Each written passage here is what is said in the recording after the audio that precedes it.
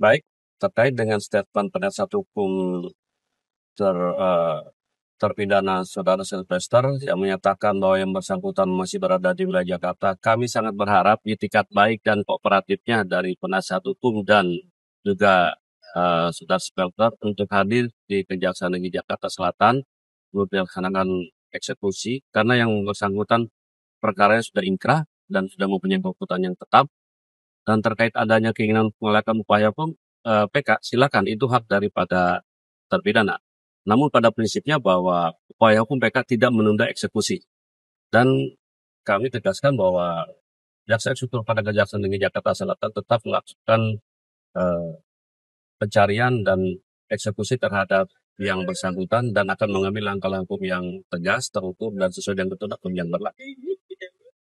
Ya, ini sudah berkumpul bersama ya, meluangkan waktu ya bersama ya. Mungkin ini ada informasi yang perlu saya sampaikan terkait dengan yang namanya Pak Sylvester selaku klien daripada saya.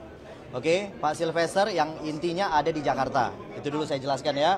Intinya ada di Jakarta terkait dengan eksekusi yang akan dilaksanakan oleh Kejaksaan. Sebenarnya aliansi dari Aruki itu telah menggugat Kejaksaan Negeri Jakarta Selatan di Pengadilan Jakarta Selatan dan jelas gugatannya ditolak. Artinya apa? Eksekusi tidak perlu dilaksanakan lagi.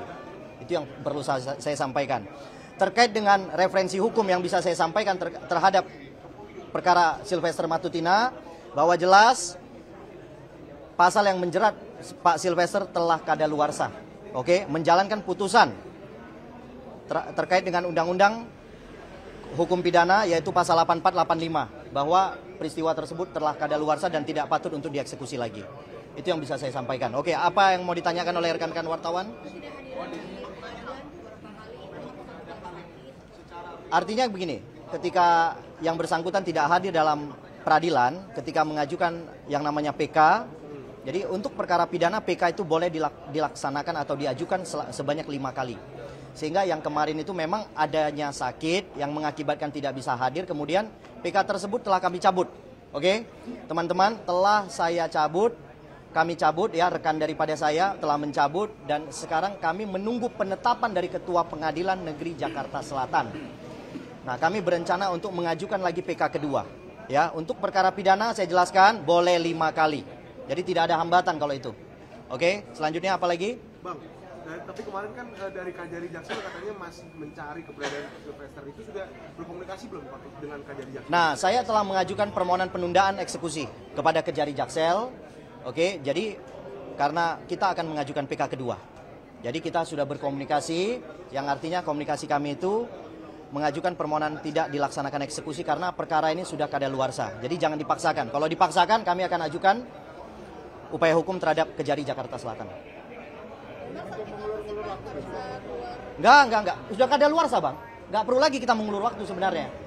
Cuman secara hukum, ya kan, turunan dari namanya eksekusi pasal itu adalah putusan.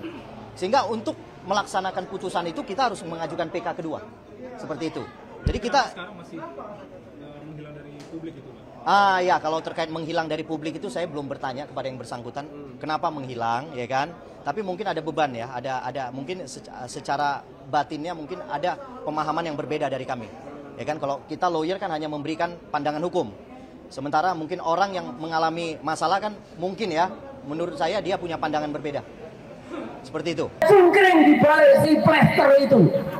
Jadi kita bersama-sama teriakan di sini. Jangan takut terhadap si orang kurus yang berada di balik si plester. Dengan semangat kebersamaan, dengan slogan kemerdekaan, dengan teriakan Allahu Akbar. Kita di sini bersama-sama untuk melihat apakah Kejaksaan Agung dan jajaran di bawahnya, terutama Jaksa Agung, masih punya gigi dan masih punya nyali untuk menangkap buronan yang namanya Sylvester Matutina. Dan saya pakai kaos ini mencari. Ini gambar orang yang juga tidak punya nyali dia. Ya, kalau dia bukan DPO, tapi lagi kita kejar ijazahnya juga. Ayam sayur ini. Tapi dia pun juga mencari etika yang hilang. Hai Jaksa Agung, segera cepat lakukan eksekusi terhadap Sylvester Matutina. Masa negara kesatuan Republik Indonesia kalah terhadap ulah buronan yang seharusnya dieksekusi. Tidak ada kata terlambat, tidak ada kata kadaluarsa, tidak ada kata kalah terhadap penjahat. Jadi negara ini tidak boleh kalah terhadap seorang buronan yang namanya Sylvester Matutina. Dia harus diplester dan tidak boleh ada orang Indonesia yang kalah. Kalau ada tuduhan, ada orang besar di balik kami salah. Yang ada adalah orang kurus dan orang cungkring di balik si plester itu. Jadi kita bersama-sama teriakan di sini. Jangan takut terhadap si orang kurus yang berada di balik si plester. Dengan semangat kebersamaan, dengan slogan kemerdekaan, dengan teriakan Allahu Akbar, kita segera upayakan supaya Kejaksaan Agung dan seluruh jajarannya berani menangkap si Sylvester Matutina. Kita doakan Tuhan Yang Maha Kuasa, Allah SWT membersamai gerakan kita. Terima kasih. Wassalamualaikum warahmatullahi wabarakatuh. Waalaikumsalam. Berikutnya kepada Bang Rismon. Saudara-saudara, kita hadir di sini untuk mendesak Kejaksaan Agung yang menggunakan kata agung. Agung berarti kebenaran, agung berarti mulia dan besar. Oleh karena itu seharusnya mereka atau orang yang menjabat sebagai jaksa agung itu sebenarnya orang yang paling mulia. Tetapi ternyata ST Burhanuddin ini orang yang bermasalah juga. KTP ganda, istri ganda, ganda, dan itu tidak diusut juga, gitu loh. Oleh karena itu bisa jadi Sylvester Matutina and the gang memiliki kartu juga, kartu gelapnya Burhanuddin Sanitiar ini. Oleh karena itu Pak Prabowo Subianto jangan dibiarkan Jaksa Agung Burhanuddin Sanitiar ini tersandera juga.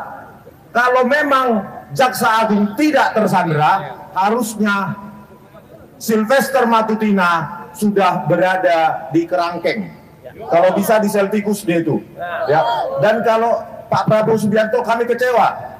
Kenapa Erick Thohir masih dipakai di kabinet Anda? Ini orang kan yang mengangkat seorang narapidana bernama Sylvester Matutina sebagai komisaris. Berarti SKCK-nya dimanipulasi. Karena dia sudah terpidana. Kok bisa dia diangkat sebagai komisaris?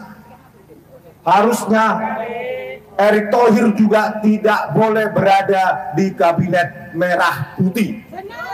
Betul nggak, Ibu? Pak Prabowo Subianto, jangan biarkan Sanitiar Burhanuddin ini sebagai Jaksa Agung justru menginjak-injak hukum di Indonesia ini.